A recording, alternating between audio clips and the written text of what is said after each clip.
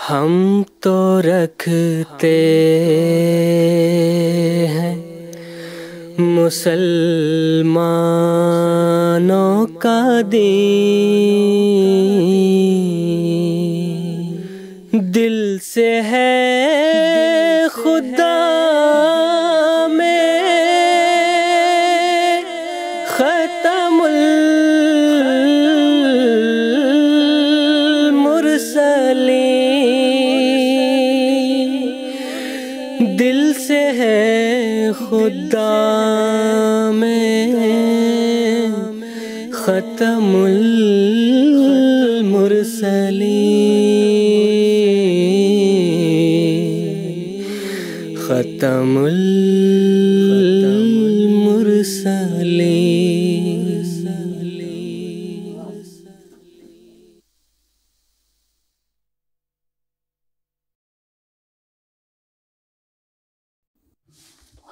আউযুবিল্লাহি মিনাশ শাইতানির রাজিম। বিসমিল্লাহির রহমানির রহিম। দর্শকবৃন্দ, আসসালামু আলাইকুম ওয়া রাহমাতুল্লাহি ওয়া বারাকাতুহু। দর্শকবৃন্দ, আজ 19শে জুলাই 2025 খ্রিস্টাব্দ, রোজ শনিবার। ভারতে এখন রাত 10টা এবং জিএমটি অনুযায়ী এখন বিকাল 4:30। আর দর্শকবৃন্দ, এটি রাহেউদা অনুষ্ঠানের সময়। দর্শকবৃন্দ, কাদিয়ান দারুল আমান থেকে আমাদের লাইভ ডিসকাশন প্রোগ্রাম রাহেউদার 4 পর্ব সমৃদ্ধ 4টি পর্ব নিয়ে আমরা আপনাদের সামনে উপস্থিত হয়েছি। আজকের এই পর্ব এই সিরিজের দ্বিতীয় পর্ব। দর্শকবৃন্দ, এই পুরো সিরিজে আমরা সৈয়দনা আজাদ মির্জা বশিরউদ্দিন মাহমুদ আহমদ সাহেব খলিফাতুল মসিহ সানি আল মুসলেহুল মাউদ রাদিয়াল্লাহু তাআলা আনহুর তত্ত্বপূর্ণ গ্রন্থ বা বক্তব্য, যা পরবর্তী পুস্তিকা আকারে ছাপা হয়েছে, অর্থাৎ ইরফান ইলাহি সম্পর্কে আলোচনা করছি। দর্শক, যেমনটি আপনারা জানেন, রাহেউদা অনুষ্ঠান লাইভ হওয়ার পাশাপাশি একটি ইন্টারেক্টিভ অনুষ্ঠানও বটে, অর্থাৎ আমাদের দর্শকরা নিজেদের প্রশ্নের মাধ্যমে আমাদের অনুষ্ঠানে যোগ দিতে পারেন। আমরা স্টুডিওতে আলোচনার পাশাপাশি আমাদের দর্শকদের বিভিন্ন প্রশ্ন এখানে স্টুডিওতে উপস্থিত সম্মানিত আলেমদের সমীপ উপস্থাপন করি এবং আমাদের সম্মানিত আলেমগণ এই অনুষ্ঠানের মাধ্যমে আমাদের দর্শকদের বিভিন্ন প্রশ্নের উত্তর দিয়ে থাকেন। দর্শকবৃন্দ, আমাদের সঙ্গে যোগাযোগের জন্য আপনারা আপনাদের টেলিভিশনের পর্দায় আমাদের সঙ্গে যোগাযোগের পুরো বিস্তারিত বিবরণ দেখতে পাচ্ছেন। আপনারা আমাদের সঙ্গে টেলিফোনের মাধ্যমে যোগাযোগ করতে পারেন। একইভাবে টেক্সট মেসেজ, ফ্যাক্স এবং ইমেলের সুযোগও রয়েছে। দর্শকবৃন্দ, আজকের পর্বে বিষয়ের আলোচনার জন্য আলেমদের যে প্যানেল স্টুডিওতে উপস্থিত আছেন, আমি পরিচয় করে দিচ্ছি তাদের সাথে। মোহতরম মৌলানা জাইনুদ্দিন আহমেদ সাহেব এবং মোহতরম মৌলানা মনসুর আহমদ মসরুর সাহেব আজকের পর্বে অদমের সাথে আলোচনায় যোগ দিবেন। আমি তাদের উভয়কে অনুষ্ঠানে স্বাগত জানাচ্ছি।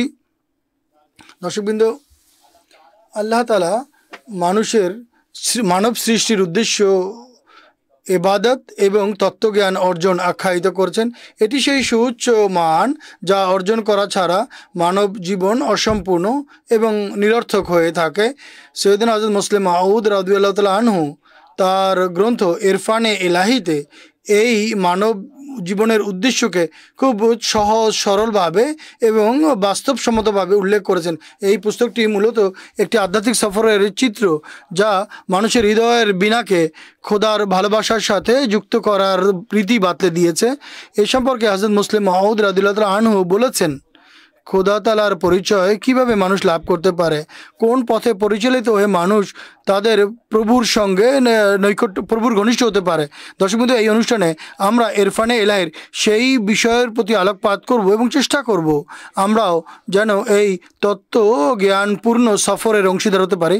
সেই সংক্ষিপ্ত ভূমিকার পর অদম এই পর্বের প্রথম প্রশ্ন মোহতরম মৌলানা জাইনুদ্দিন আহমেদ সাহেবের কাছে জানতে চায় যে অধিকাংশ মানুষ কথা বলে যে তারা নামাজও পড়ে, রোজাও রাখে, জাকাতও প্রদান করে এবং হজও পালন করে, কিন্তু তা সত্ত্বেও তারা সেই মোকাম এবং পদমর্যাদা লাভ করতে পারে না যা সত্যিকার তত্ত্বজ্ঞান লাভের জন্য আবশ্যক। প্রশ্ন হচ্ছে, সত্যিকার তত্ত্বজ্ঞান মানুষ কিভাবে লাভ করতে পারে? জাযাকুমুল্লাহ তাআলা আহসানুল জাযা। বিসমিল্লাহির রহমানির রহিম। যেভাবে আপনি প্রশ্ন করেছেন, অধিকাংশ ধর্মীয় পরিবেশে এবং যারা বিধর্মী তাদের পরিবেশেও এই প্রশ্নটি ঘুরতে থাকে যে আমরা যারা ইবাদত করি, ইসলামী শিক্ষামালার উপর আমল করি বা যে ধর্মই আমরা মানি সেই ধর্ম অনুযায়ী আমরা আমল করি, কিন্তু সেই লক্ষ্য এবং উদ্দেশ্য আমরা লাভ করতে পারি না যা আমাদের প্রবীণরা লাভ করেছেন। কোটি কোটি মানুষ এই ব্যবস্থাপত্র অবলম্বন করে, এই নামাজ, রোজা এবং এই কোরআনের শিক্ষা পালন করে, কিন্তু আধ্যাত্মিক উন্নত মর্যাদা তারা লাভ করেছে এবং ইতিহাস সাক্ষী দিচ্ছে। অগণিত এমন অনেক দৃষ্টান্ত আছে। কিন্তু কি কারণ যে সেই উদ্দেশ্য তারা লাভ করেছে কিন্তু আমরা করতে পারছি না? এক্ষেত্রে দুই ধরনের মানুষ আছে। প্রথমত এক ধরনের মানুষ যারা নিরাশ হয়ে বলে খোদা নেই, খোদা তাআলার অস্তিত্বে তারা অস্বীকার করে বসে। আর কিছু মানুষ এমন আছে যারা বলে যে খোদা আছেন ঠিকই, কিন্তু খোদার সঙ্গে সাক্ষাতের কোনো রীতি পদ্ধতি আমরা জানি না। কিন্তু ইসলামী শিক্ষা অনুযায়ী পবিত্র কোরআনের অগণিত স্থানে, পবিত্র কোরআনের বিভিন্ন জায়গায় এই শিক্ষা বিদ্যমান রয়েছে যে আল্লাহ তাআলা মানুষ হওয়া সত্ত্বেও, মানবীয় দুর্বলতা সত্ত্বেও খোদার সঙ্গে মিলিত হতে পারে, তার সঙ্গে বাক্যালাপ করতে পারে, তার সুমিষ্ট বাণীতে মানুষ ভূষিত হতে পারে। এটি একটি বাস্তব কথা, এটি সত্য কথা। এই যে ইরফানে এলাহি বিষয়টি মানব জীবনের, এটি হচ্ছে এর ভিত্তি। এছাড়া মানুষ এবং জীবজন্তুর মধ্যে কোনো পার্থক্য নেই। মানুষ এক সচেতন প্রাণী যাদেরকে আল্লাহ তাআলা এই সৌভাগ্য দিয়েছেন, এই যোগ্যতা দান করেছেন, সামর্থ্য দিয়েছেন। তারা আল্লাহর পক্ষ থেকে দানকৃত যোগ্যতা এবং সামর্থ্যকে ব্যবহার করে তারা তাদের স্রষ্টা এবং মালিককে চিনতে পারে। এটি মানবের যোগ্যতা, বুঝলো? অন্য কোনো সৃষ্টির মধ্যে এই যোগ্যতা নেই। অন্য সৃষ্টি এবং মানুষের মধ্যে, মানুষ এবং অন্যান্য প্রাণীর মধ্যে এটি হচ্ছে সুস্পষ্ট পার্থক্য। কোরআন শরীফ বলেছে যারা চেতনা রাখে না বা এটা লাভের চেষ্টা করে না তাদের সম্পর্কে পবিত্র কোরআন বলে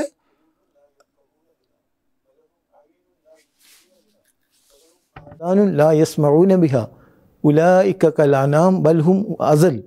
यानी ऐसे অর্থাৎ এমন মানুষও আছে যারা হৃদয়ে আছে কিন্তু তারা বোঝার শক্তি রাখে না, চোখ আছে কিন্তু তারা দেখতে পায় না, একইভাবে কান আছে কিন্তু শুনতে পায় না, কিন্তু তারা আনাম অর্থাৎ চতুষ্পদ প্রাণীর চেয়েও নিকৃষ্ট। ঐশী তত্ত্বজ্ঞান বা সত্যিকার তত্ত্বজ্ঞান আল্লাহ সম্পর্কে অর্জন করা মানব জীবনের মৌলিক যে উদ্দেশ্য বা লক্ষ্য এর মধ্যে অন্তর্ভুক্ত।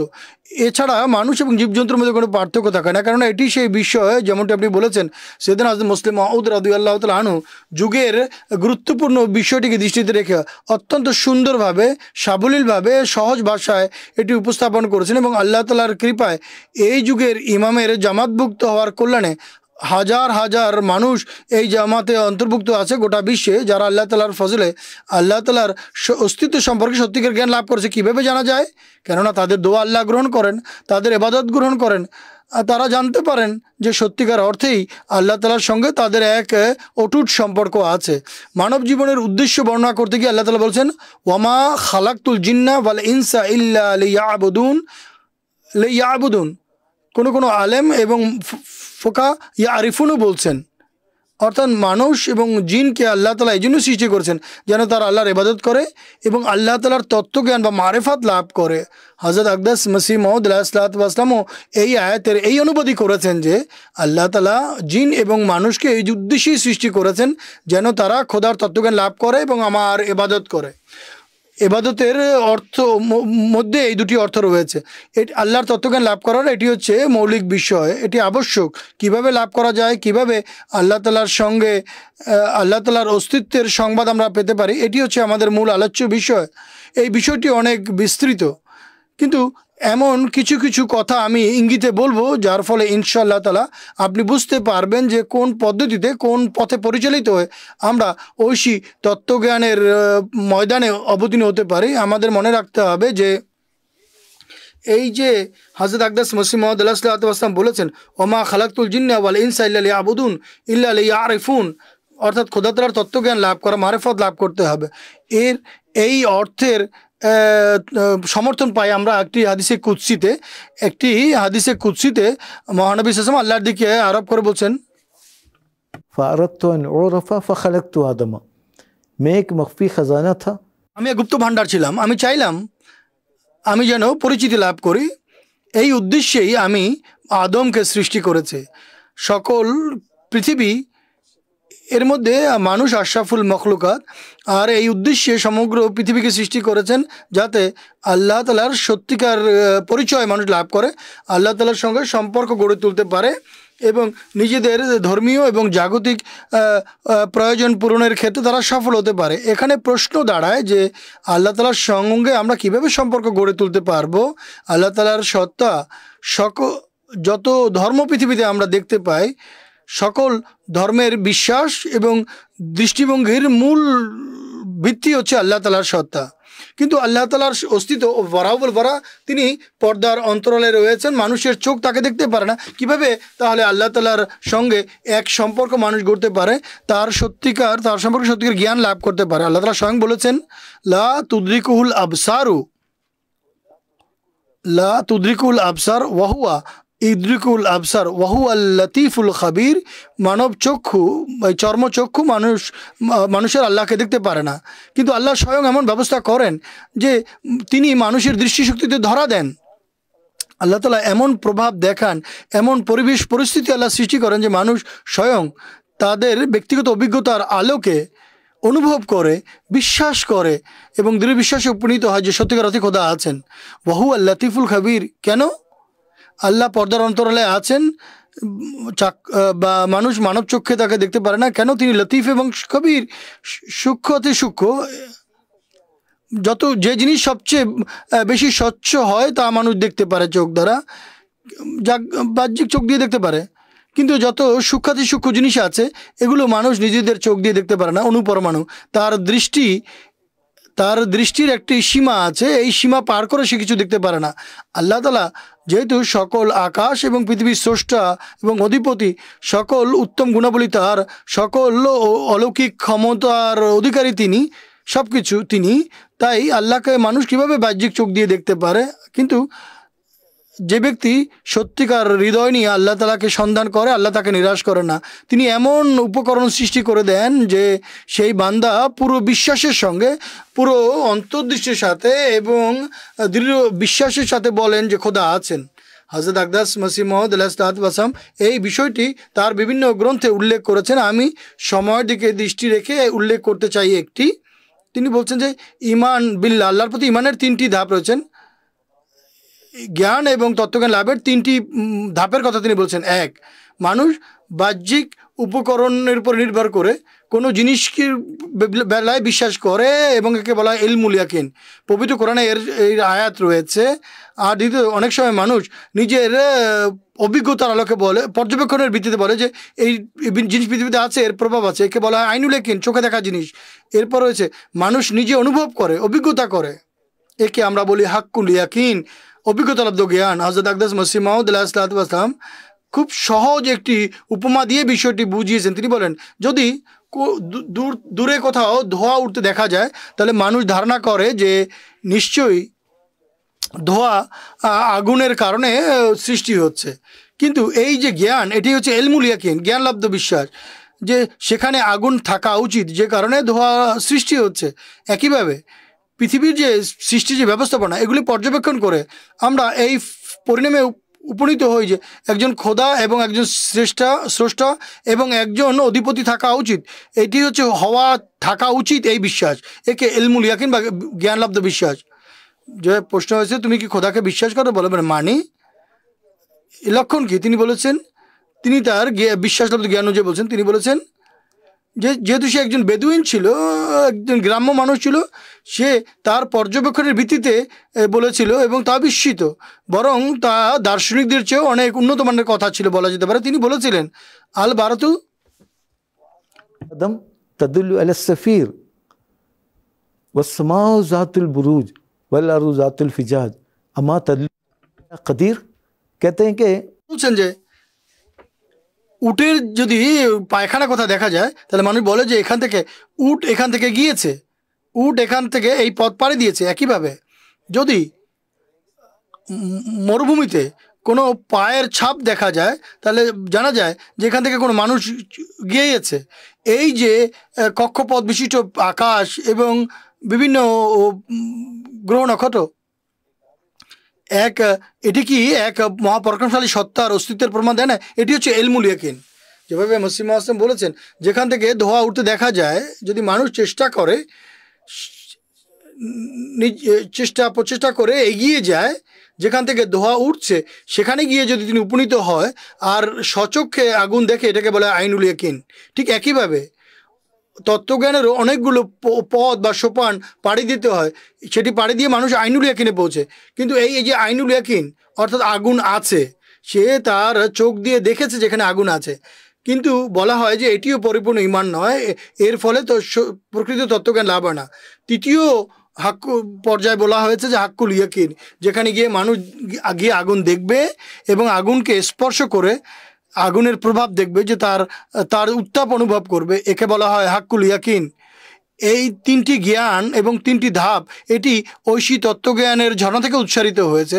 অতএব এটি এমন এক ঈমান, মানুষ স্বচক্ষে এই বিষয়ে উপনীত হয় যে এই বিশ্বের, এই পৃথিবীর এক স্রষ্টা এবং মালিক আছেন, এছাড়া আর কোনো উপায় নেই, এই বিশ্বাস করা ছাড়া উপায় নেই। হযরত মুসলিম আযম কি বলেছেন, না দেখে কিভাবে আমরা কারো উপরে ঈমান আনতে পারি?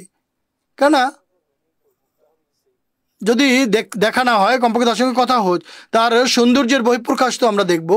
এই যুগের আলেম ওলামার দুর্ভাগ্য, এই যুগে অনেক আলেম ওলামা এই বিষয়টি বিশ্বাস করে যে খোদা তাআলা চিরকালের জন্য কথা বলা বন্ধ করে দিয়েছেন, কিন্তু হযরত আকদাস মসিহ আযম বলছেন, তিনি যুগান্তকার ইমাম, তিনি স্পষ্টভাবে ঘোষণা দিয়েছেন সেই খোদা এখনও যাকে চায় বাক্যালাপে ভূষিত করেন, তিনি যাকে ভালোবাসেন এখনও তার সাথে কথা বলেন।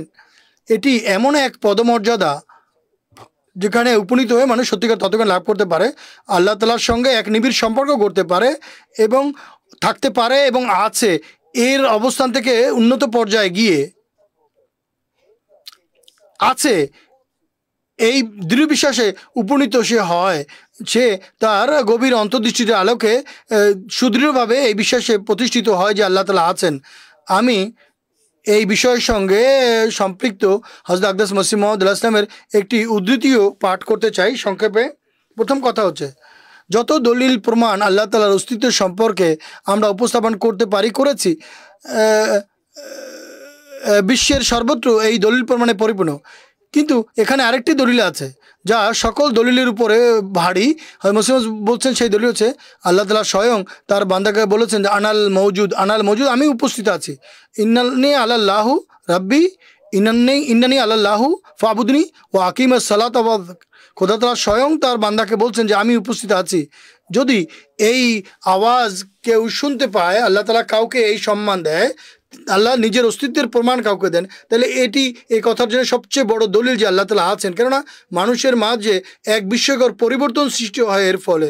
এরপর সে জাগতিক সকল কামনা বাসনা থেকে মুক্ত হয়ে এক পুণ্যবান এবং পবিত্র জীবনযাপন করে। অতএব এই যে ইরফানে ইলাহির যে সত্যিকার পদমর্যাদা যা হযরত মসিহ মাউদ ইসলাম বর্ণনা করেছেন, এবং এই পুস্তকে হযরত মুসলিম মাউদ রাদিয়াল্লাহু তাআলা আনহুও তা উল্লেখ করেছেন, আমি খুবই সংক্ষেপে এর সারাংশ উল্লেখ করেছি। সময়ের দিকে দৃষ্টি রেখে একটি সংক্ষিপ্ত বা ছোট উদ্ধৃতি উপস্থাপন করছি। হুজুর বলছেন, হযরত আকদাস মসিহ মাউদ আলাইহিস সালাম বলছেন, হে প্রিয়গণ, হে স্নেহের ভাজনগণ, কোনো মানুষ খোদার সংকল্প অনুযায়ী তার সঙ্গে লড়াই করতে পারে না। তোমরা নিশ্চয়ই জানো, পরিপূর্ণ জ্ঞানের মাধ্যম হচ্ছে খোদা তাআলার ইলহাম, যা খোদা তাআলার পবিত্র নবীরা লাভ করেন। এরপর সেই খোদা যে কল্যাণের নদী প্রবাহিত করেছেন, কেউ এর উপরে মোহর লাগাতে পারে না এবং পৃথিবীকে ধ্বংস করতে পারে না, বরং তার ইলহাম এবং বাক্যালাপের কল্যাণের দ্বার সর্বদা উন্মুক্ত আছে। হ্যাঁ, তার পথে তাকে সন্ধান করো, তাহলে সহজেই তোমরা তা পেয়ে যাবে। তা সেই জীবনের পানি আকাশ থেকে অবতীর্ণ হয়েছে এবং নির্ধারিত জায়গায় অবস্থান করছে। তোমাদের কি করা উচিত? তোমরা সেই পানিকে যেন পান করতে পারো, এটিই তোমাদের করা উচিত। তোমরা যেন দ্রুত সেই ঝর্ণাধারার কাছে পৌঁছো এবং তোমার মুখ সেই ঝর্ণার মধ্যে রাখো, যাতে তোমরা সেই পানি দ্বারা পরিতৃপ্ত হতে পারো। মানুষের সকল সৌভাগ্য এতেই নিহিত, যেখানে আলোর সন্ধান পাবে সেদিকে সে ছুটে এবং এই পথ যেন সে অবলম্বন করে। তোমরা দেখো যে সর্বদা আকাশ থেকে নূর অবতীর্ণ হয় এবং পৃথিবী থেকে ছেয়ে যায়। একইভাবে হেদায়েতের সত্যিকার নূর আকাশ থেকেই অবতীর্ণ হয়। মানুষের নিজের কথা এবং নিজের যোগ্যতা তাকে মারফত দান করতে পারে না। তোমরা কি খোদারকে বাদ দিয়ে খোদার বিকাশ দেখতে পারো? সেই ঐশী নূর ছাড়া অন্ধকারে তোমরা দেখতে পারো কি? যদি দেখতে পারো তাহলে সম্ভবত এখানেও দেখতে পাবে, কিন্তু আমাদের চোখ, কেন আমাদের চোখ অন্ধ? তাই আমরা ঐশী আলোর মুখাপেক্ষী, আমাদের কান সেই বাতাসের মুখাপেক্ষী যা খোদার নির্দেশে প্রবাহিত হয়। হযরত মসিহ মাউদ ইসলাম জামাতে আমাদের পবিত্র প্রতিষ্ঠাতার মাধ্যমে এই ঝর্ণাধারা প্রবাহিত হয়েছে। প্রয়োজন হচ্ছে আমরা যেন সেই ঝর্ণাধার দিকে ছুটে যাই, যাতে আমরা নবজীবন লাভ করি এবং জীবন্ত বাক্যালাপে ভূষিত হয়ে খোদার সঙ্গে বাক্যালাপ করি এবং খোদার সঙ্গে এক জীবন্ত সম্পর্ক গড়ে ওঠে। জাযাকুমুল্লাহু তাআলা আহসানাল জাযা।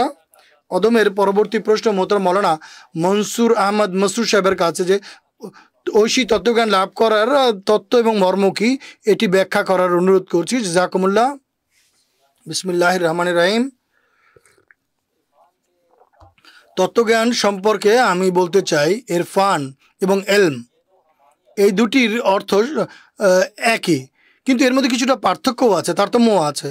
আর সেই পার্থক্যটি হচ্ছে এলম অর্থাৎ জ্ঞান চেষ্টা, প্রচেষ্টা এবং পরিধান অভিনিবেশ ছাড়া মানুষ লাভ করতে পারে, অথচ ইরফান চেষ্টা, প্রচেষ্টা, অভিনিবেশ, পরিধান ছাড়া মানুষ লাভ করতে পারে না। সৈয়দনা হযরত মুসলিম মাউদ রাদিয়াল্লাহু আনহু বলছেন, আরাফা রাব্বাহু বলা যথাযথ হতে পারে, অর্থাৎ বান্দা তার প্রভুর তত্ত্বজ্ঞান লাভ করেছে অভিনিবেশের মাধ্যমে, পরিধানের মাধ্যমে। আরাফা আবদাহু বলা এটি যথার্থ হবে না যে প্রতিপালক বা প্রভু তার বান্দার তত্ত্বজ্ঞান লাভ করেছে পরিধান বা অভিনিবেশ করে, কেননা আল্লাহ তাআলার কোনো চিন্তা ভাবনা বা পরিধানের প্রয়োজন নেই। এই দৃষ্টিকোণ থেকে ঐশী তত্ত্বজ্ঞান বা ইরফানে এলাহির অর্থ দাঁড়াবে চেষ্টা, প্রচেষ্টা সহকারে এবং পরিধান এবং অভিনিবেশের সঙ্গে এবং এক সংগ্রামের মাধ্যমে মানুষ যেন আল্লাহ তাআলার তত্ত্বজ্ঞান লাভ করার চেষ্টা করে এবং আল্লাহ তাআলাকে চিনতে সক্ষম হয়। আল্লাহকে চেনার অর্থ হচ্ছে আল্লাহ তাআলার যে ঐশী গুণাবলী, আল্লাহ তাআলা রব, রহমান, রহিম, আল্লাহ তাআলা সামি সর্বশ্রোতা এবং মুজিব, তিনি প্রার্থনা শুনেন এবং তিনি উত্তরও প্রদান করেন। আমাদের আহমদী ভাইয়েরা বলে তিনি আল্লাহ শুনেন বটে কিন্তু উত্তর দেন না। প্রথমে আল্লাহ উত্তর দিতেন, তার বান্দাদের সঙ্গে বাক্যালাপ করতেন, কথোপকথন করতেন, কিন্তু এখন আর করে না। আমরা বলি যেভাবে পূর্বে তিনি কথা বলতেন এখনও তিনি কথা বলেন। আর আল্লাহ তাআলার কোনো গুণ বা বৈশিষ্ট্য কোনো সময় এক মুহূর্তের তরেও তা রহিত হয়নি। যেভাবে হযরত মসিহ মাউদ আলাইহিস সালাতু ওয়াস সালাম বলেছেন, আমরা এই পংক্তি এখনই শুনেছি, সেই খোদা এখনই তাকে যাকে চান তাকে বাক্যালাপে ভূষিত করেন, এখনও তার সঙ্গে কথা বলেন যাকে তিনি ভালোবাসেন। আল্লাহ তাআলার যে গুণ এবং বৈশিষ্ট্য তা শুধুমাত্র শোনা বা শুধুমাত্র শুনে নেওয়া, এর ফলে আমরা ঐশী তত্ত্বজ্ঞান অর্জন করা বলতে পারি না। কেননা প্রত্যেকেই এই কথা শুনে থাকবে আল্লাহ তাআলা রব, রহমান, রহিম, এসব গুণ এবং বৈশিষ্ট্য পর্যবেক্ষণ করা এবং অভিজ্ঞতা সঞ্চয় করা এই সম্পর্কে, একে আমরা বলবো ঐশী তত্ত্বজ্ঞান লাভ করা। উদাহরণস্বরূপ আল্লাহ তাআলা মুহয়ী, তিনি জীবন দান করেন, তিনি মৃতকে জীবন দান করেন। যখন কেউ এটি দেখবে বা প্রত্যক্ষ করবে যে আল্লাহ তাআলা এভাবে মৃতদের জীবন্ত করেন, তখন আমরা বলবো হ্যাঁ, তিনি তত্ত্বজ্ঞান লাভ করেছেন।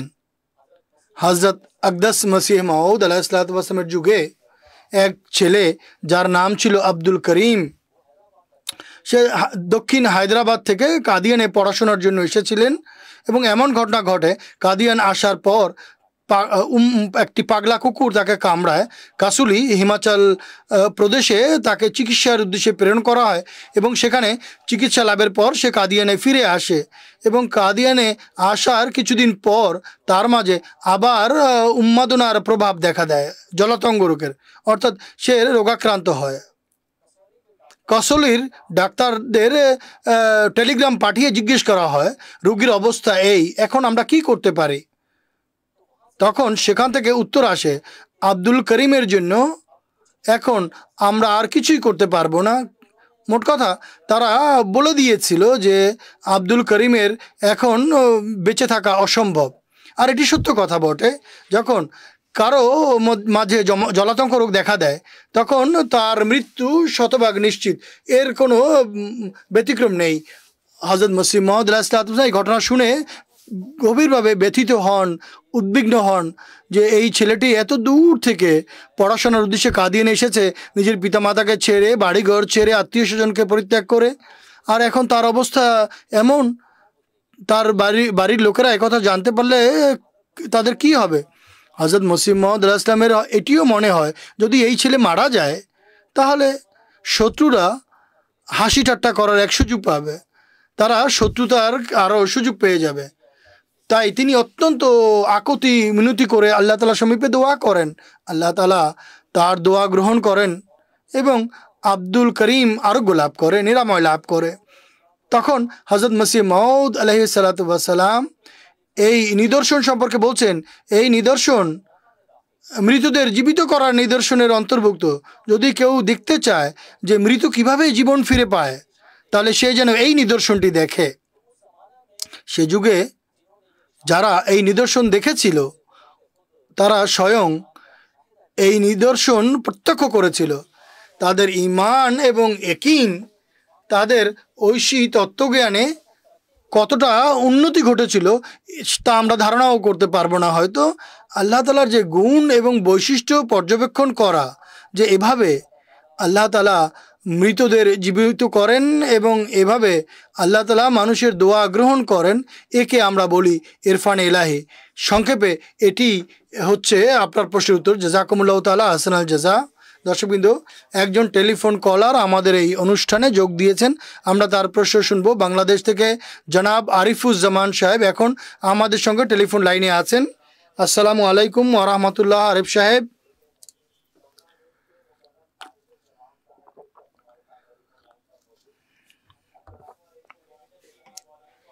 সাহেব, টেলিভিশনের ভলিউম কমিয়ে আমরা আপনার কথা, আপনি আমাদের কথা শুনতে পাবেন।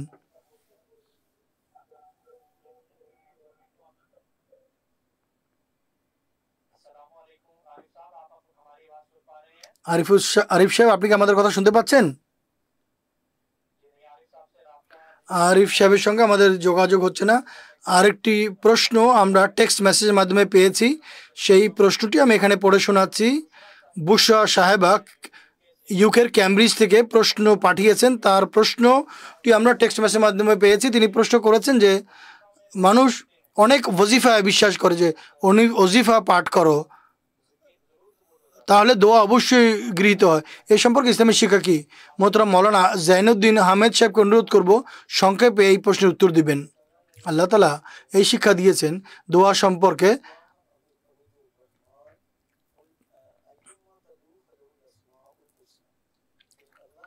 আল্লাহ করে আল্লাহকে ডাকো, রহমান করে ডাকো, সকল সুন্দর নাম আল্লাহ তাআলার জন্য। এর থেকে আমরা এটি ব্যাখ্যা করতে পারি যে আল্লাহ তাআলা তা নিজেদের প্রয়োজন অনুযায়ী আল্লাহ তাআলার গুণাবলী বা তার বৈশিষ্ট্য রূপ যে নাম আছে সেগুলি উল্লেখ করে দোয়া করা যেতে পারে। রহমানের বিষয় হলে রহমান, রহিম সম্পর্কে রহমান, রহিম সম্পর্কে, রব বিষয় হলে রব সম্পর্কে। আল্লাহ তাআলার এই ধরনের অনেক গুণবাচক নাম রয়েছে, এগুলি উল্লেখ করে দোয়া করা যেতে পারে। এগুলি কোরআনের শিক্ষা সম্পর্কিত। ওজিফার যতটুকু সম্পর্ক, অনেক ওজিফা মানুষ মন গড়া বানিয়েছে, শরীয়তে যার কোনো উল্লেখ পাওয়া যায় না, আর মহানবী সাল্লাল্লাহু আলাইহি ওয়াসাল্লামের সুন্নাত দ্বারাও তা প্রমাণিত নয়। সর্বদা মনে রাখতে হবে ধর্ম সেটি যা মহানবী সাল্লাল্লাহু আলাইহি ওয়াসাল্লাম আমাদেরকে নিজে করে দেখিয়েছেন, আর কোরআন দ্বারা প্রমাণিত, সুন্নত নবী দ্বারা প্রমাণিত। এছাড়া অতিরিক্ত যত বিষয় আপনি পাবেন এগুলো বেদাত। ওজিফার কথা জিকির আসগার হিসেবে আল্লাহ তাআলা উল্লেখ করেছেন, পবিত্র কোরআনে বলেছেন ওয়ালা যিকরুল্লাহি আকবার আল্লাযিনা ইয়াযকুরুনাল্লাহা কিয়ামান ওয়া কুউদান ওয়া আলা জুনুবিহিম, অর্থাৎ দিবারাত্র আল্লাহ তাআলার জিকির করতে থাকো, দোয়া করতে থাকা। এটি শরীয়তের শিক্ষাসম্মত, এটি মানুষ করতে পারে। কিন্তু কিছু মানুষ জিকিরের নামে বেদাতের উল্লেখ করে এবং শরীয়ত বহির্ভূত জিকির আসগার উল্লেখ পাওয়া যায় যে মৌলবীরা বানিয়েছে, এতবার পড়ো, 1000 বার পড়ো, এগুলো বেদাত। এগুলোকে উপেক্ষা করা উচিত। সবচেয়ে বড় জিক্র এলাহি হচ্ছে নামাজ। মহানবী সাল্লাল্লাহু আলাইহি ওয়াসাল্লাম সম্পর্কে আসে যখনই তিনি কোনো তার প্রয়োজন পড়তো তিনি নামাজে দাঁড়িয়ে যেতেন, নামাজ পড়তেন। তিনি বলছেন কুররাতু আইনি ফিস সালাত, আমার চোখের প্রশান্তি হচ্ছে নামাজ। তাই সবচেয়ে বড় জিকির এবং ওয়াজিফা হচ্ছে নামাজ। এছাড়া যেমনটি আমি বলেছি আল্লাহ তাআলার বিভিন্ন গুণবাচক নাম উল্লেখ করে তার কাছে সাহায্য চাওয়া, সেগুলির প্রতি প্রণিধান করা, এগুলিও শরীয়ত দ্বারা প্রমাণিত। এর ফলে দোয়া গৃহীত হওয়ার সম্ভাবনা বেড়ে যায়। দ্বিতীয়ত দোয়ার উল্লেখ করেছে আল্লাহ তাআলা, ওয়াল ইউমিনু বি ওয়ালিয়াস্তাজিবু, তারা আমার আদেশ নিষেধের উপরে যেন আমল করে, তারা যেন হেদায়েতের পথ অবলম্বন করে, যাতে তারা সঠিক অর্থে দোয়া করতে পারে এবং তাদের দোয়া গৃহীত হয়। জাযাকুমুল্লাহু তাআলা আহসানাল জাযা। দর্শক বন্ধু, জনাব আরিফুজ্জামান সাহেবের সঙ্গে আমাদের যোগাযোগ পুনরায় বহাল হয়েছে। বাংলাদেশ থেকে জনাব আরিফুজ্জামান সাহেব এখন টেলিফোন লাইনে আছেন। আসুন তার প্রশ্নটি শুনি। আসসালামু আলাইকুম ওয়া রাহমাতুল্লাহ। জনাব আরিফুজ্জামান সাহেব। জি, ওয়া আলাইকুম আসসালাম ওয়া রাহমাতুল্লাহ। আমার প্রশ্ন হলো, কোনো মানুষ অন্য কোনো ধর্ম অবলম্বন করে এবং সেই ধর্মের শিক্ষার উপরে আমল করে ঐশী তত্ত্বজ্ঞান লাভ করতে পারে কি? জাযাকাল্লাহ আরিফ সাহেব, আপনার প্রশ্ন শুনেছি। মোহতারাম মাওলানা মনসুর আহমদ মসরুর সাহেবকে অনুরোধ করব সংক্ষেপে এই প্রশ্নের উত্তর দিবেন। জাযাকুমুল্লাহ আরিফুজ্জামান সাহেব, তার প্রশ্ন হচ্ছে অন্যান্য ধর্মের শিক্ষামালার উপরে আমল করে কোনো মানুষ ইরফান ইলাহি বা ঐশী তত্ত্বজ্ঞান লাভ করতে পারে কিনা। কথা হচ্ছে অন্যান্য ধর্মের শিক্ষামালা যখন আমরা পর্যালোচনা করি সেগুলো এগুলো পালন করে কোনো আধ্যাত্মিক পদমর্যাদা লাভ করা অসম্ভব বলে মনে হয়। উদাহরণস্বরূপ, হিন্দুদের ধর্মীয় মূল গ্রন্থ বেদ, হযরত মুসলিম আসলাম বলছেন এই বেদ তো শিরকে পরিপূর্ণ, এর মধ্যে তৌহিদ বা খোদার একত্ববাদের কোনো নামগন্ধ নেই। এক জায়গায় তিনি বলেছেন মুসলিম মওউদ আসলাম, তৌহিদের যে তত্ত্বজ্ঞান কোরআনের 10টি পৃষ্ঠা থেকে প্রকাশ পেয়ে যায়। বেদের 1000 পৃষ্ঠা পড়ে যদি তাকে বের করে দেখাতে পারে তাহলে আমরা মেনে নিব যে বেদের মধ্যে ওই জ্ঞান আছে। আরেক স্থানে মুসলিম মওউদ বলছেন, আমি সেই ব্যক্তিকে আমার সম্পদ থেকে 10,000 রুপি দিতে পারি যদি সে বেদের আলোকে পরমেশ্বর অর্থাৎ আল্লাহর অস্তিত্ব প্রমাণ করে দেখাতে পারে। আর যখন আমরা খ্রিস্ট ধর্মের দিকে লক্ষ্য করি তখন এতেও আমরা দেখি যে মানুষকে খোদা বানিয়ে বসেছে, আর এক খোদার পরিবর্তে তৃতীয়বাদে তারা বিশ্বাস করে। এক স্থানে হযরত মুসলিম মওউদ আসলাম বলেছেন, সূরা ইখলাসের এক লাইনে তৌহিদের যে বিষয়টি পরিপূর্ণরূপে উপস্থাপন করা হয়েছে তা পুরো তাওরাতে, বরং পুরো বাইবেলের মধ্যেও তার উল্লেখ নেই। যদি থাকে তাহলে কেউ আমাদেরকে বের করে দেখিয়ে দিক। কথার সার হচ্ছে তৌহিদের উল্লেখ নেই, আল্লাহ তাআলার অস্তিত্ব অনুপস্থিত। যখন আল্লাহ তাআলাই নেই তখন ঐশী তত্ত্বজ্ঞান লাভের প্রশ্ন কীভাবে আসতে পারে? হযরত আকদাস মসিহ ইসলাম বলেছেন যে মহানবী সাল্লাল্লাহু আলাইহি ওয়াসাল্লামের সত্যিকার অনুকরণ ছাড়া, আনুগত্য ছাড়া উন্নত পদমর্যাদা, আধ্যাত্মিক পদমর্যাদা লাভ করা তো দূরের কথা, সিরাতে মুস্তাকিমের সাধারণ মানও মানুষ অর্জন করতে পারে না। কথা অত্যন্ত স্পষ্ট, কোনো আধ্যাত্মিক পদমর্যাদা লাভের জন্য মহানবী সাল্লাল্লাহু আলাইহি ওয়াসাল্লামের সত্যিকার আনুগত্য আবশ্যক, এটি শর্ত।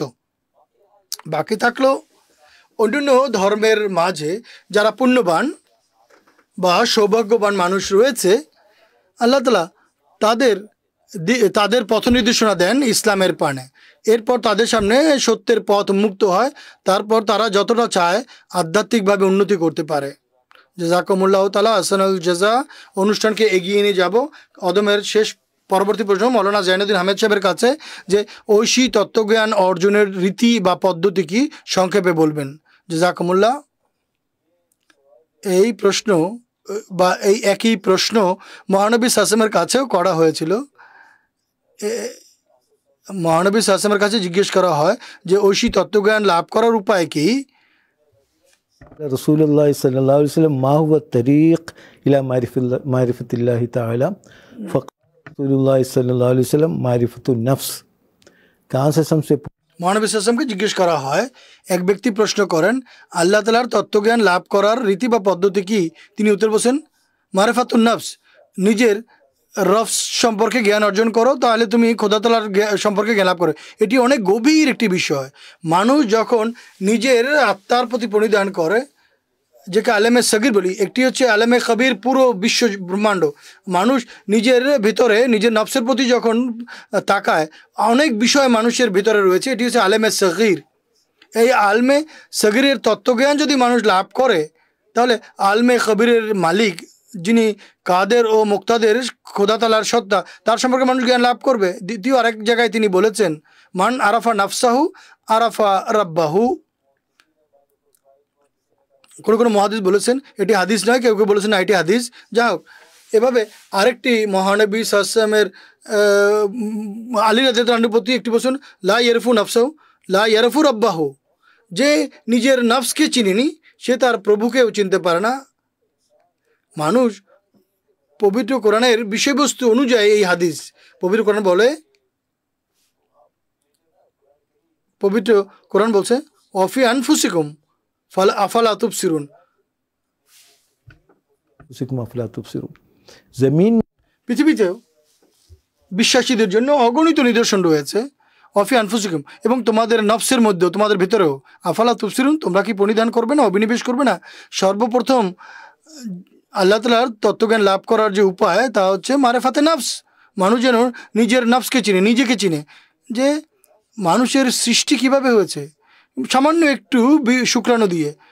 আল্লাহ তাআলা তো সামিউম বসির, তিনি এক সুমহান সত্তা, যিনি সামি এবং বসির। আল্লাহ তাআলার অনেক গুণ এবং বৈশিষ্ট্য রয়েছে যা আল্লাহ তাআলা উল্লেখ করেছেন। সেই যোগ্যতা এবং সামর্থ্য ব্যবহার করে মানুষ কোথা থেকে কোথায় পৌঁছে যায়।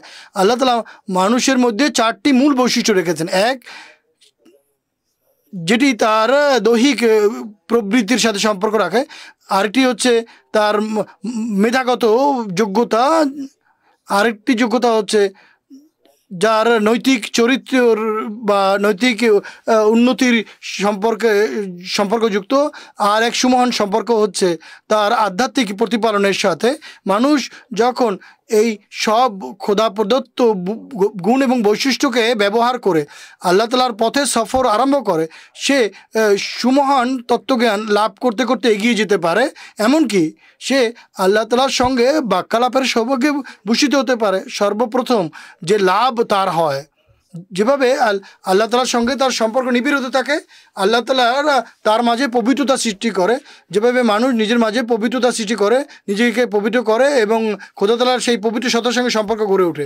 মানুষ যত বেশি তত্ত্বজ্ঞান লাভের চেষ্টা করে, তত বেশি তার মাঝে পবিত্র পরিবর্তন সৃষ্টি হয়, আর সে সেই পদমর্যাদায় ভূষিত হতে পারে, যেটি আমি 4টি আধ্যাত্মিক পদমর্যাদার উল্লেখ করছি নবী সিদ্দিক শহীদ সালে।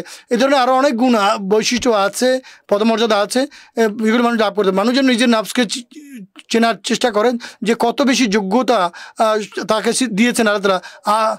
আল্লাহ তাআলা, মানুষ যখন নিজের সৃষ্টির ব্যাপারে প্রণিধান করে, তখন সে জানতে পারে যে এই পুরো ব্যবস্থাপনাকে যিনি সৃষ্টি করেছেন তিনি এক মহা শক্তিশালী খোদা, আল্লাহ কুল্লি শাইইন কাদির সত্তা আছেন, যার প্রতি ঈমান আনা আমার জন্য আবশ্যক। যে ঐশী তত্ত্বজ্ঞান লাভের প্রথম ধাপ হচ্ছে এটি। দ্বিতীয়ত, অনেক ধাপ, অনেক পর্যায়ে, অনেক উপায় আছে। আমি সময় থেকে দৃষ্টি রেখে কয়েকটি উল্লেখ করছি। যেভাবে কোরআন বলছে ফালিল্লাহিল আসমাউল হুসনা, সকল সুন্দর গুণাবলী আল্লাহ তাআলার। এটি পবিত্র কোরআনের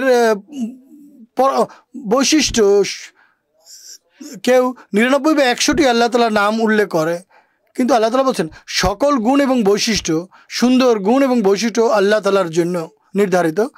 এই যে ঐশী গুণ এবং বৈশিষ্ট্য, আল্লাহ তাআলার যে গুণবাচক বৈশিষ্ট্য আছে, এগুলির প্রতি যখন মানুষ প্রণিধান করে, তখন সে ঐশী জ্ঞান লাভ করে। উদাহরণস্বরূপ, আমরা 5 বেলা নামাজ পড়ি, এর মধ্যে সূরা ফাতিহা আমরা পুনরাবৃত্তি করে সর্বপ্রথম মৌলিক যে 4টি গুণ এবং বৈশিষ্ট্য যার উল্লেখ আল্লাহ সূরা ফাতিহা করেছেন, সর্বপ্রথম হচ্ছে রব, অর্থাৎ রব্বুল আলামিন, আলহামদুলিল্লাহি রাব্বিল আলামিন, আর রহমানির রহিম, মালিক ইয়াউমিদ্দিন। এই যে আল্লাহ তাআলার চারটি গুণ এবং বৈশিষ্ট্য, রব, রহমান, রহিম এবং মালিক ইয়াউমিদ্দিন। এখন দেখুন নামাজে এই চারটি গুণ এবং বৈশিষ্ট্যের উল্লেখ আমরা উল্লেখ করি। আল্লাহ তাআলা রব, রহমান, রহিম এবং মালিক ইয়াউমিদ্দিন, যখন এই চারটি গুণ বা বৈশিষ্ট্য উল্লেখ করার পর মানুষ যখন অদৃশ্য জগৎ থেকে দৃশ্যমান জগতে আসে, তখন অবল্লায় এসে বলে ওঠে, ইয়্যাকা না'বুদু ওয়া ইয়্যাকা নাস্তাইন, হে আল্লাহ, আমরা তোমারই ইবাদত করি আর তাই তোমার কাছেই সাহায্য চাই। মোট কথা এই সূরায় এই বিষয়টা আমাদের বোঝানো হয়েছে। আল্লাহ তাআলার এই গুণাবলীর প্রতি যখন মানুষ অভিনিবেশ করে, নিজেদের ব্যবহারিক জীবনে অবলম্বন করে, তখন অবশ্যই আল্লাহ তাআলার সাক্ষাৎ হয়, আল্লাহ তাআলার তত্ত্বজ্ঞান সে লাভ করে এবং মানুষ এমন যোগ্য হয়ে ওঠে বা এমন যোগ্যতা অর্জন করে, সে সরাসরি আল্লাহকে সম্বোধন করতে পারে। হাদিসে জিবরিলের আলোকে এই বিষয়টি সুস্পষ্ট হয়, অনেক বেশি ব্যাখ্যা করার সুযোগ নেই। যা হোক, হাদিসে জিবরিলে উল্লেখ আছে যেখানে 3-4টি প্রশ্ন তৈরি করেছেন, ইমান, ইসলাম, কেয়ামত। জিবরাইল আলাইহিসসালাম যখন দিব্য দর্শনে প্রকাশিত হয়েছিলেন, তিনি মহানবীকে প্রশ্ন করেছিলেন আর প্রত্যেকবার তিনি বলছেন সাদাক্তা সাদাক্তা। মানুষের মাথায় এই উত্তর আসতেই পারে না। মানুষ কি উত্তর দিয়েছেন? আনতা আবুদাল্লাহ,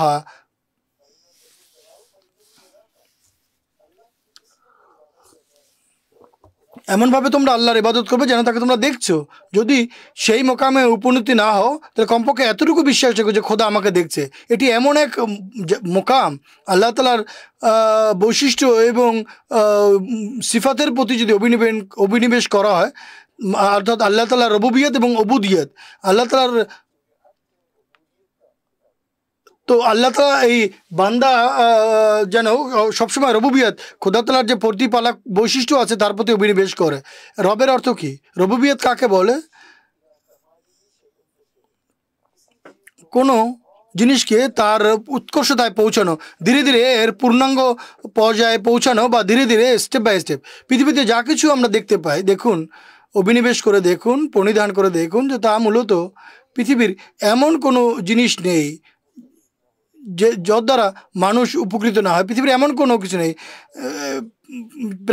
প্রাণী হোক, বস্তু হোক, আল্লাহ তাআলার এই সৃষ্টি থেকে মানুষ উপকৃত হয়।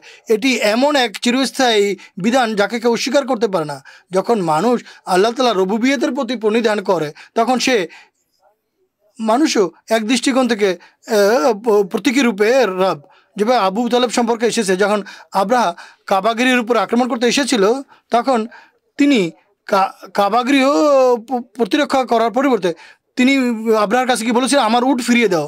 আব্রাহা বিস্মিত হয় যে আমরা তাদের উপাসনালয় ধ্বংস করার জন্য এসেছি, সে আমার কাছে উট চাইছে। আব্দুল মোতালেব কি উত্তর দিয়েছিলেন? তিনি বলেন, আনা রব্বুল ইবিল উলিল বাইতি রব্বুল আইনিহি, আমি উটের মালিক। এই কাবাগৃহের একজন মালিক আছে, তিনি স্বয়ং এই কাবাগৃহের হেফাজত করবেন। যখন মানুষ এই রুবুবিয়ত বা নিজের প্রতি অভিনিবেশ করে, বা চতুর্দিকে আমাদের যে জিনিসপত্র আছে এর দিকে যদি মানুষ প্রণিধান করে, তাহলে একটি রুবুবিয়তের দৃষ্টি আমরা দেখতে পারি, এবং পর্যায়ক্রমে তার প্রবৃদ্ধির বা পূর্ণতার দিকে যাওয়ার দৃশ্য আমরা দেখতে পাই। এক সুমহান অস্তিত্বে আল্লাহ তাআলা পরিণত হন ওই গুণ এবং বৈশিষ্ট্যকে যদি আমরা মিলাতে থাকি। যিনি দেখেন, শুনেন, বুঝেন এবং অগণিত গুণের মালিক তিনি। ঐশী গুণ এবং বৈশিষ্ট্যের প্রতি অভিনিবেশ করা, এটি ঐশী তত্ত্বজ্ঞান লাভের একটি মাধ্যম। তৃতীয় রীতি এবং পদ্ধতি হচ্ছে দোয়া। দোয়া সম্পর্কে এত স্পষ্টভাবে কিছু কথা তো আমরা পূর্বে বলেছি, সেদিকে আমি যাচ্ছি না।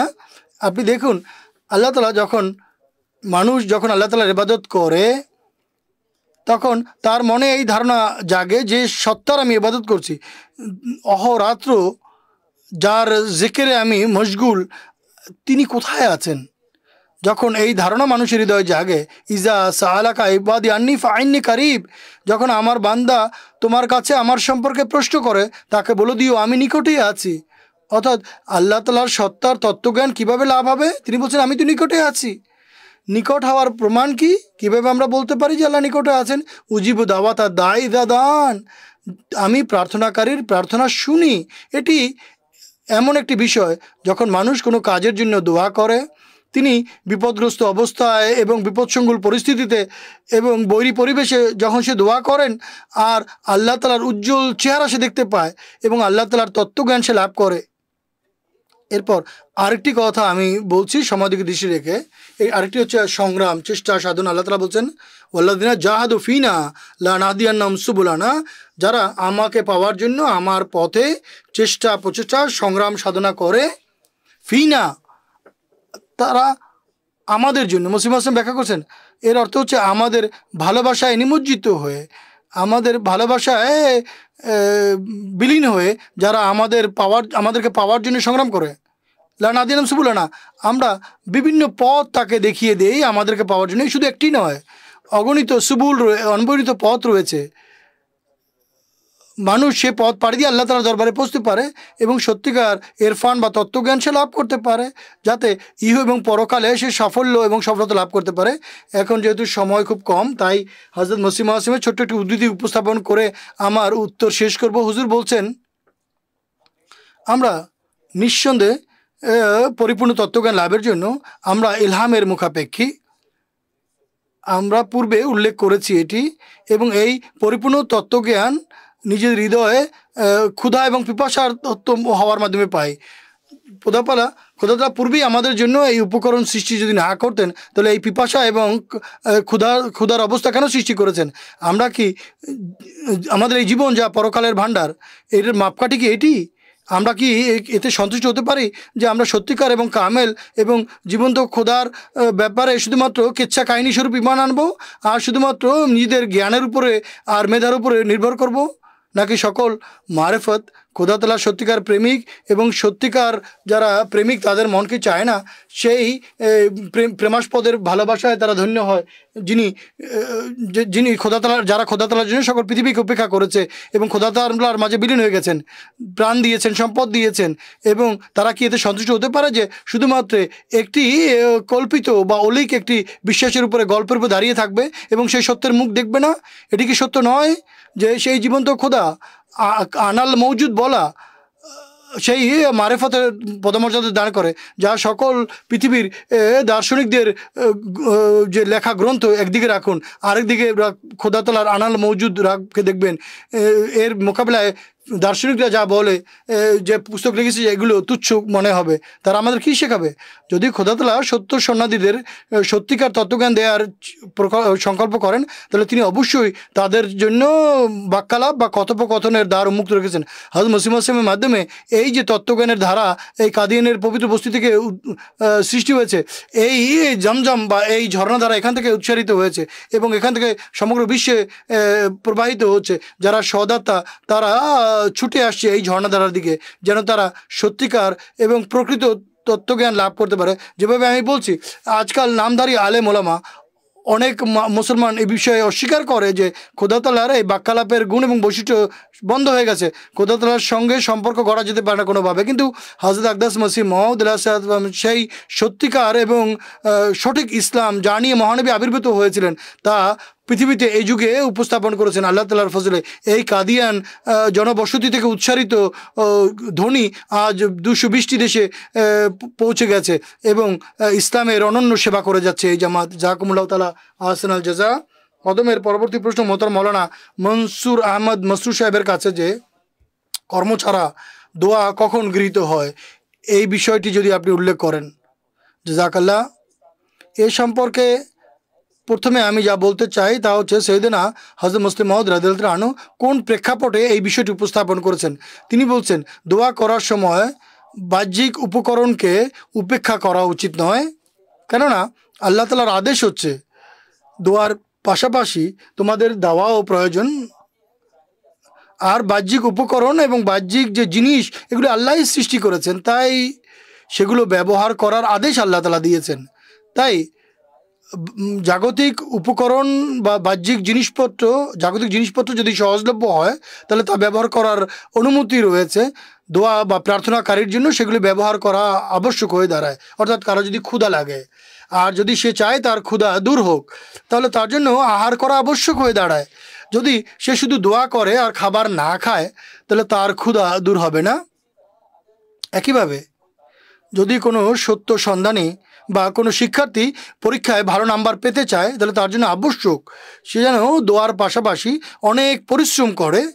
যদি সে শুধুমাত্র দোয়া করে আর পড়াশোনা ছেড়ে দেয়, আর পরিশ্রম না করে আর বাহ্যিক যে উপকরণ বা মাধ্যম সেগুলোকে ব্যবহার না করে তাহলে সে সফলতা লাভ করতে পারে না। অতএব এই যে প্রশ্ন, আমল ছাড়া দোয়া কখন গৃহীত হয়, আমল বলতে এখানে বাহ্যিক উপকরণ এবং মাধ্যমকে বোঝানো হয়েছে।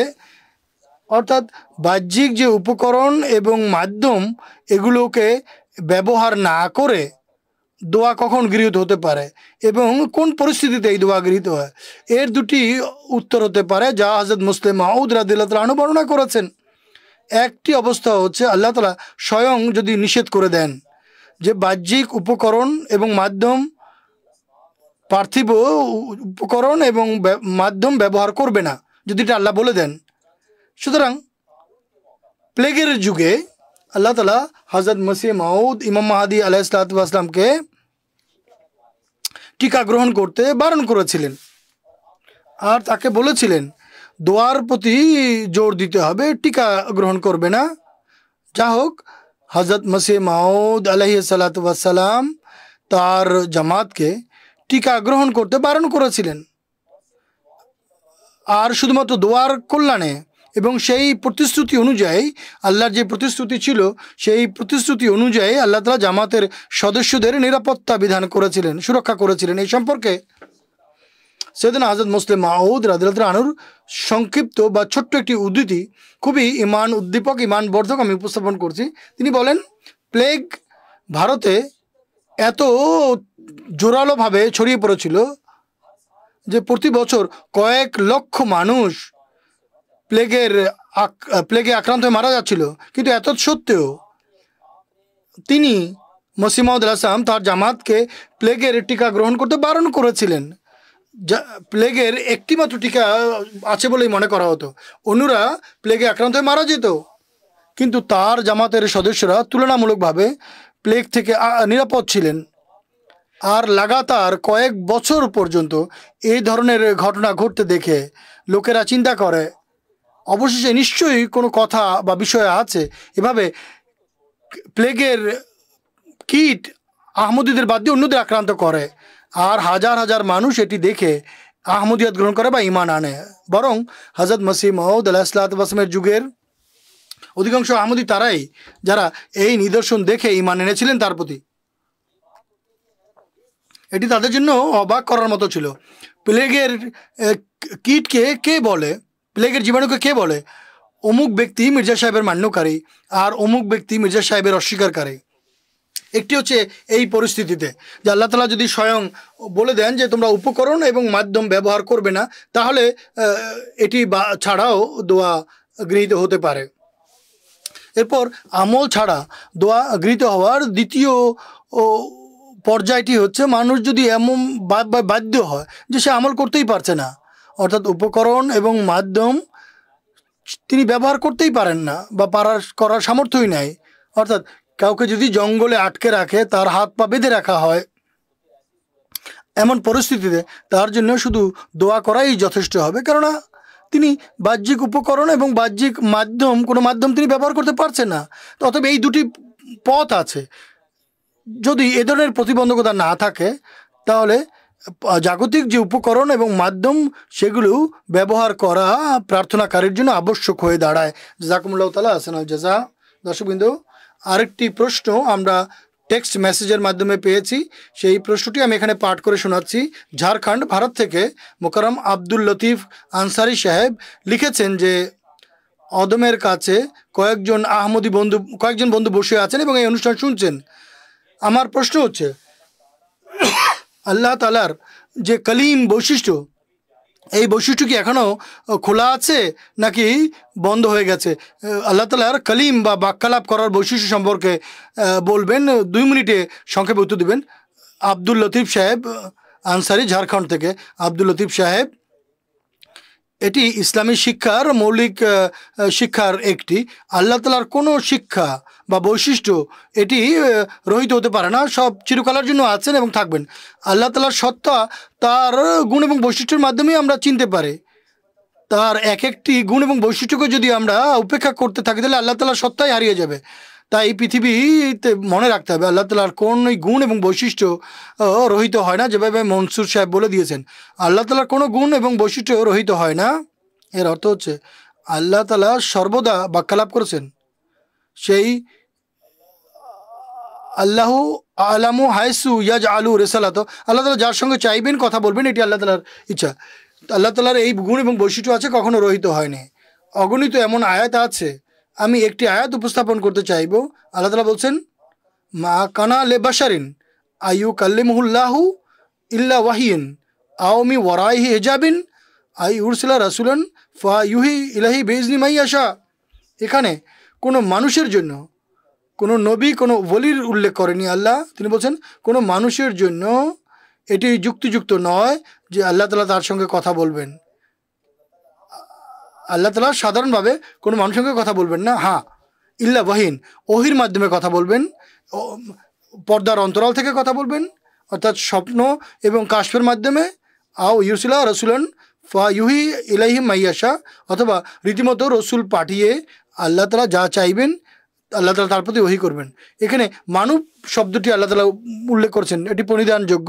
আরেকটি আয়াতে আল্লাহ তাআলা বলছেন আল্লাহ ইনহা আউলিয়া আল্লাহি লা খাউফুন আলাইহিম ওয়া লাহুম ইয়াহজানুন, সাবধান থাকো, শুনে রাখো, মনে রেখো, আল্লাহর ওলি, আল্লাহর বন্ধু, লা খাউফুন আলাইহিম ওয়া লাহুম ইয়াহজানুন, তারা ভীত হয় না, দুঃখিত হয় না, সব ধরনের ভয়ভীতি এবং দুঃখ বেদনার ঊর্ধ্বে তারা। আল্লাযিনা আমানু ওয়া কানু ইয়াত্তাকুন, দুইটি শর্ত, যারা ঈমান আনে এবং আল্লাহর তাকওয়া অবলম্বন করে তাদের জন্য পুরস্কার কি? আল্লাহর আয়াতে বলছেন লাহুমুল বুশরা ফিল হায়াতে দুনিয়া ওয়া ফিল আখিরা, তাদেরকে ইহজীবনেও এবং পরকালেও আল্লাহ সুসংবাদ দিচ্ছেন। বুশরা, সুসংবাদ দিয়েছেন আল্লাহ।